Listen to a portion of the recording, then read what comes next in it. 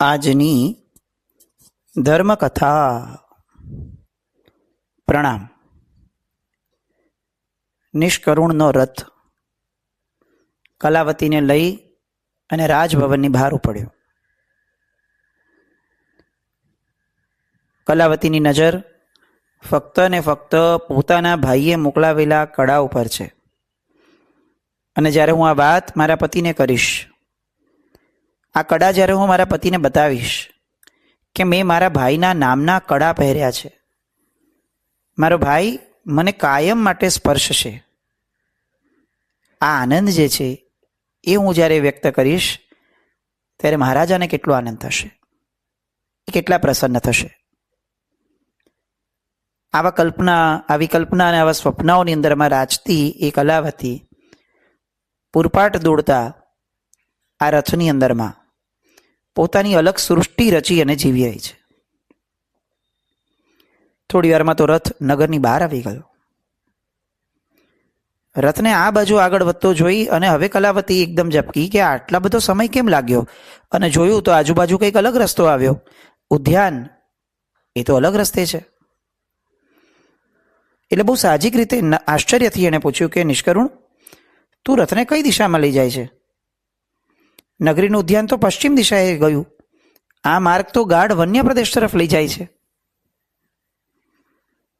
અને ત્યારે નિષ્કરુણ બહુ જ ઠંડે કલેજે જવાબ આપે છે કે મહાદેવી, હું મહારાજાની આજ્ઞા પ્રમાણે કરું છું. આટલું બોલીને ચૂપ થઈ ગયો. અહીંયા પણ કલાવતીને કંઈ જ સૂચતું નથી, આવું નેગેટિવ, નબળું. એને એમ લાગે છે કે મહારાજાએ કદાચ વન્ય પ્રદેશમાં બોલાવી હશે, ત્યાં બેઠા હશે, આજે ત્યાં સમય પસાર કરવાની ઈચ્છા થઈ હશે, અને પોતાના મનને વાળી લે છે. જે વ્યક્તિને શ્રદ્ધા છે ને, એનું જીવન કેટલું નિશ્ચિંત છે. તમે વિચારો, આની જગ્યાએ આપણે હોઈએ અને આપણને એ મહારાજા પ્રત્યેની શ્રદ્ધા જેટલી કલાવતીની છે એટલી ન હોય તો કેટલા વિકલ્પ થયા હશે. આ બાજુ કેમ જવાનું થતું હશે? આ કેમ કંઈ બહુ વધારે બોલતો નથી? કંઈક બીજું તો નહીં હોય ને? કંઈ આ નહીં હોય ને? આવું તો નહીં થઈ જાય ને? આ જંગલની અંદરમાં લઈ જતા બીજી કોઈ તકલીફ નહીં થાય ને? વિકલ્પોની દુનિયા આપણી એટલી નજીક છે કે આપણી આખી પોતાની દુનિયા એ જાણે એની સામે હારી ગઈ, ઘૂંટણીએ પડી ગઈ છે, એવી રીતે આપણું જીવન બન્યું છે. આપણી આખી દુનિયા આ વિકલ્પોની દુનિયાએ જાણે છીનવી લીધી હોય એ રીતે એ હાવી થઈ ગયા છે. એક નાનકડી ક્ષણ પણ આપણી જતી હશે કે જેમાં વિકલ્પો નહીં થતા હોય? કોઈ પણ પ્રસંગ બને એટલે પહેલેથી એની માટે વિચારવું, એનું સારું, એનું નરસું, એમાં આ નહીં થાય ને, પછી એ વિચારણા કર્યા પછી તો કે પછી લાગણી શરૂ થાય કે પણ આવું ન થયું તો સારું થાત, અને આ થાય તો સારું, મને આટલા વખતથી આમ હતું ને હવે આ થાય, જો આ આમ કરવું જોઈએ, આમ તો એ આવું નથી કરતો પણ છતાંય આ કરે તો સારું. કેટલું અને કેટલું નિરર્થક. આપણે જ્યારે સાંજે પલાઠી વાળીને બેસીએ પોતાના જાત સાથે, અને ત્યારે જો વિચારશું ને ખરેખર, તો આપણે ત્રસ્ત થઈ જશું કે એક આખા દિવસની અંદરમાં નિરર્થક ક્ષણો એની ભરમાર આપણા જીવનમાં આપણે ઊભી કરી છે. નિરર્થક વિચારો, નિરર્થક પ્રવૃત્તિઓ. એટલે શું જરૂર છે મારે જોવાની કે ભાઈ અમેરિકામાં શું થયું અને ઓસ્ટ્રેલિયામાં શું થયું કે કોઈ પણ દેશમાં શું થયું? શું જરૂર છે મારે પાકિસ્તાનની અંદરમાં કે બાંગ્લાદેશમાં કે રશિયા અને યુક્રેનમાં યુદ્ધ થયું અને મારે એ બાબતની અંદરમાં એક નાનકડો પણ વિચાર કરવાની જરૂર શું છે? આવશ્યકતા શું છે? અને જવાબ મળશે કે કંઈ નહીં. અને તેમ છતાં મેં કેટલી ક્ષણો આ બધી બાબતોમાં કાઢી, કેટલી ક્ષણો મેં એ બાબતોમાં કાઢી કે જે બાબતો હું ક્યારેય જીવનમાં આચરવાની જ નથી. આ સિરિયલો, આ મૂવીઝ, આ વોટ્સએપની બધી ફોરવર્ડેડ વાતો, શું છે આ? આપણને કોઈ ડિજિટલ યુગનો કે અપડેટેશનનો કોઈ વિરોધ નથી, પણ સાર્થકતા તો હોય ને જીવનની. અને આ બધી જ વસ્તુઓ અંતે શું આપે છે આપણને? તો કે વિકલ્પો આપે છે. આપણી લાગણીઓને બહેકાવે છે, અને બહેકાવેલી લાગણીની અંદરમાં આપણે એટલા તણાઈ જઈએ છીએ કે આપણે આપણું મૂળ સ્વરૂપ શું હતું એ તો ભૂલી જ ગઈએ છીએ. એની પ્રીતિ પણ આપણાથી ભૂલાઈ જાય છે, એનું આકર્ષણ પણ ભૂલાઈ જાય છે. ફક્ત અને ફક્ત આ વિકલ્પોની ભરમારની અંદરમાં 70-80 વર્ષની આખી જિંદગી પસાર થઈ જાય છે. કલાવતીને આ ક્ષણે આવો એક વિકલ્પ નથી થતો. કેમ? કારણ કે શ્રદ્ધા છે. સાચો પ્રેમ એ છે કે જે શ્રદ્ધાથી સંપન્ન હોય, શ્રદ્ધાથી સહિત હોય નહીં, શ્રદ્ધાથી સંપન્ન હોય. આપણે આમ ઘણી વાર બોલીએ કે દેવગુરુ ધર્મ પસાય, બધું સારું થઈ જશે. આ વાક્ય એ શ્રદ્ધા છે, શ્રદ્ધા સંપન્નતા છે કે વાક્ય છે? એ આપણે આત્મસાક્ષીએ જાતને પૂછવું જોઈએ, કોઈને જવાબ આપવા માટે નહીં, પોતાને જ સમજવા માટે. કે જો હું માનું છું કે દેવગુરુ ધર્મની કૃપાથી બધું બરાબર થઈ જશે, તો હવે મારે એક પણ વિકલ્પ ન કરવો જોઈએ. હું વિકલ્પ કરું છું એનો અર્થ એ છે કે મને ક્યાંક ને ક્યાંક મારી પોતાની શક્તિઓ ઉપર વધુ વિશ્વાસ છે કે હું નહીં કરું તો નહીં થાય. આ લોકો ત્રણે ભલે કરતા હોય, પણ મારે તો વિચારવું જ પડશે. હું નહીં વિચારું તો કાંઈ નહીં થાય. કલાવતીને શંખ ઉપર લેશ માત્ર પણ આવી અશ્રદ્ધા નથી, અને એટલે જ લાગ લગાટ સતત રથ ચાલી રહ્યો છે, અને કલાવતી તો પણ નિશ્ચિંત છે. ગાઢ વન પ્રદેશ આવ્યો, અને રથિકે અચાનકથી જ રથને ઊભો રાખ્યો. સાવ નિરાપદ સ્થળ છે, કંઈ જ નથી, કંઈ કરતા કંઈ જ નથી. આજુબાજુ એક ભય ઉપજાવે એવી પરિસ્થિતિ છે. ન રાજા દેખાય છે, ન કોઈ રસાલો છે, ન કંઈ ઉદ્યાન જેવી સ્થિતિ છે, કંઈ જ નથી. રથ ઊભો રહી ગયો, અને રથિકે કીધું, મહાદેવી, મહારાજાની આજ્ઞા પ્રમાણે મારે આપને અહીં એકલા મૂકીને પાછા ફરવાનો છે. આપ રથની નીચે ઉતરો. સ્તબ્ધ, નિશબ્દ. કલાવતી કંઈ જ એટલે કંઈ જ સમજી નથી શકતી, અને સમજાતું નથી એટલે પ્રશ્ન પૂછવો જોઈએ, પણ પ્રશ્ન પૂછે કોને? આ નિષ્કરુણને તો પ્રશ્ન પૂછીને કોઈ અર્થ નથી. આટલા વખતના અનુભવથી કલાવતીને એ ખબર છે કે આ નિષ્કરુણ જે છે એ રાજાનો સાવ નજીકનો સેવક છે. એટલે એ માત્ર એ જ કામ કરતો હોય છે કે જે એને રાજાએ કર્યું છે, કીધું છે. એટલે આ ક્ષણે પણ અગર એમ કહે છે કે મને રાજાએ આજ્ઞા કરી છે કે અહીંયા આપને નીચે ઉતારવાના છે, તો એનો અર્થ એ થયો કે રાજાએ એને આજ્ઞા કરી જશે. હવે આ માણસ સાથે ચર્ચા કરીને કોઈ અર્થ નથી. પણ આવું થયું કેમ? આવા જંગલમાં રાજા ક્યાંય દેખાતા નથી, અને મને એકલી ઉતારી દેવા કીધું છે, એનો મતલબ કે આ તો રાજાનો કૂપ છે. આ કોઈ રમત કે હાસ્ય નથી. આ અતિ ગંભીર ઘટના હવે થઈ રહી છે. પણ કરવાનું શું? નિષ્કરુણને તો પૂછાય નહીં. હવે મન એ શરૂ થયું, અને ગર્ભવતી સ્ત્રીને જ્યારે વિચારોની ગાઢતા આવે, પ્રચુરતા આવે, અને એમાં પણ નબળા વિચારો આવે, એટલે દેહ ઉપર બહુ જલ્દી અસર થાય. સામાન્ય વ્યક્તિને પણ જ્યારે આટલું સ્ટ્રેસ આવી જાય ને, તો પણ એના હાથ પગ ગાત્રો એના ઢીલા પડી જાય. આ તો ગર્ભવતી સ્ત્રી છે, પોતાના શરીરની ઉર્જાના જોરે એક નહીં બે પ્રાણને સાચવી રહી છે. એટલે એના તો દરેક હાથ પગ અવયવો બધું જ ઢીલા પડ્યા, અને કાચી ક્ષણમાં એ રથમાં ને રથમાં જ મૂર્છિત થઈ ગયા. રથમાંથી નીચે પડી ગયા. મૂર્છિત અવસ્થામાં જ રથમાંથી પડી ગયા. તમે આ નિષ્કરુણની સ્થિતિ વિચારો. એને કલાવતી પ્રત્યે સ્નેહ નથી એવું નથી, બહુમાન છે, અપાર બહુમાન છે, પણ બાય ઓર્ડર, બસ મને જે આદેશ થયો છે મારે એ પાડવો. એક રોબોટ, એક મિકેનાઇઝડ માણસ, જેનામાં એકવાર ફીડ થયું, વાત પૂરી થઈ ગઈ. 3 કાળમાં એ ક્યારેય ચેન્જ ન થઈ શકે. એની નજર સામે એના નગરની મહારાણી રથમાંથી પડી ગઈ છે. એની નજર સામે એક સ્ત્રી જે ગર્ભવતી છે એ રથમાંથી નીચે પડી રહી છે, પડી ગઈ છે. અને એ પોતાના નામને સાર્થક કર્યા સિવાય બીજું કંઈ જ નથી કરતો, એ નિષ્કરુણ છે. ઊભો પણ નથી રહેતો, પાણી છાંટવા માટે પણ નહીં. આવા આડાબીડ જંગલની અંદરમાં હવે આને કોણ સાચવશે? એટલીસ્ટ હું એમને ભાનમાં લાવીને પછી તો નીકળું. આવું તો ગમે તેવા ક્રૂર માણસને થવું જોઈએ. ગર્ભવતી સ્ત્રી છે, પણ નહીં. નિષ્કરુણ એક નાનકડી પણ ચેષ્ટા નથી કરતો. જેવા મહાદેવી મહારાણી કલાવતી રથમાંથી નીચે પડ્યા, એનો રથ ખાલી થયો, તરત જ એણે રથ ઘુમાવ્યો અને ઘુમાવેલો રથ સડસડાટ નગર તરફ પાછો લઈ ગયો.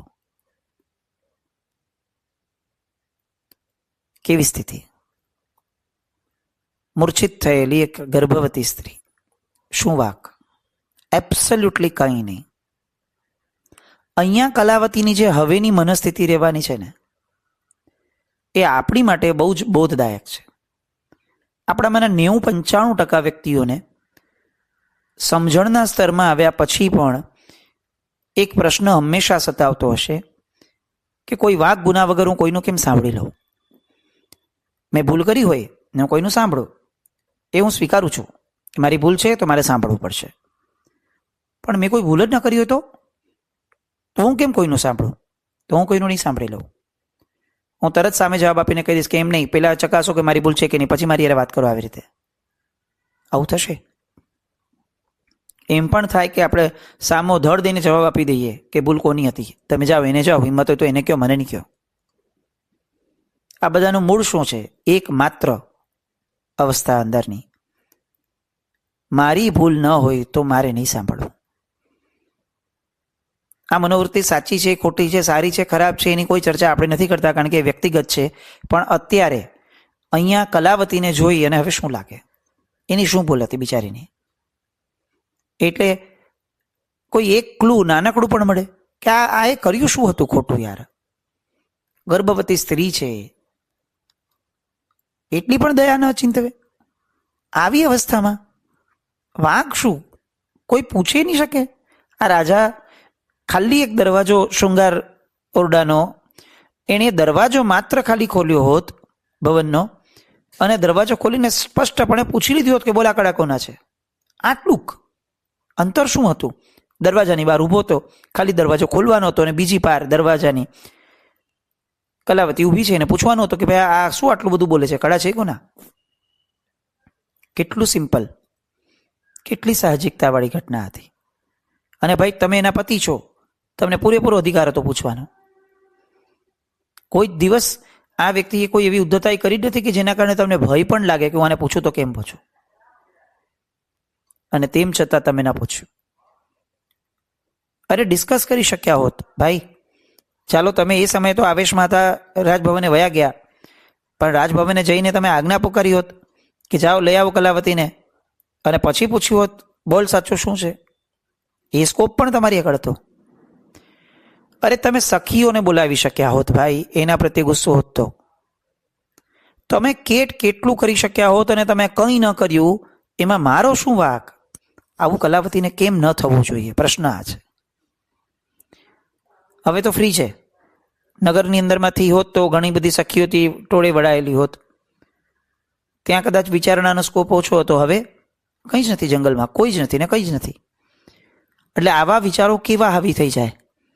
આમ કર્યું હોત તો, આમ થયું હોત તો, આવું કેમ ન થયું, આવું કેમ ન વિચાર્યું? અચ્છા, પાછી એને એટલી ક્લેરિટી તો છે પણ નહીં કે એક્ઝેક્ટ શું થયું છે. હજી સુધી તો આવું કંઈ પણ થવાનું કોઈ ક્લુ નથી મળ્યો. ક્લુ તો હજી હવે મળવાનું છે કે રાજાએ આવું કેમ કર્યું હશે. નિષ્કરુણ ચાલ્યો ગયો. થોડો સમય થયો અને કલાવતીની મૂર્છા વળી. આમ તેમ જોવા લાગી. ઊંચા ઊંચા વૃક્ષોની હારમાળાઓ, વનરાઈઓ, દૂર દૂર મહાકાય ધરાવતા એવા પર્વતોની હારમાળા, પક્ષીઓનો કલરવ, હિંસક પ્રાણીઓના ચિત્કાર ભર્યા અવાજો, ગમે તેવા મર્દાનગી ધરાવતા માણસને પણ ધ્રુજાવી નાખે એવા દ્રશ્યો.